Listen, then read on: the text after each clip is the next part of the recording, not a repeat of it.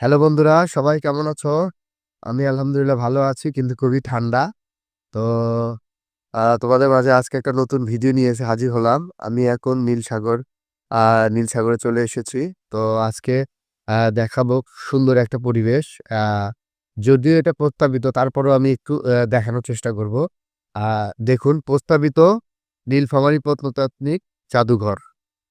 এটা খুবই আ আ পরিবেশ এবং হচ্ছে যে এখানে যদি এই প্রত্নতাত্ত্বিক জাদুঘরটা হয় তাহলে আমাদের আ দেখার মতো আরো একটা হ্যাঁ, ভালো লাগার মতো আরেকটা জায়গা তৈরি হবে।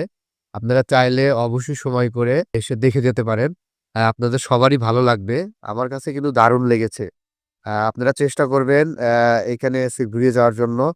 আ আর আমি তো সবসময় বলি আ পরিবারকে সময় দিবেন, ঘুরতে বের হবেন, নিজে ভালো থাকবেন, আ নিজেকে ভালো রাখবেন। আজকের মতো আপনাদের কাছ থেকে বিদায় নিতে চাচ্ছি। ধন্যবাদ। আপনারা আনন্দধারা পেজের সাথেই থাকুন। আ ভালোবাসা নিবেন সবসময় এইভাবেই।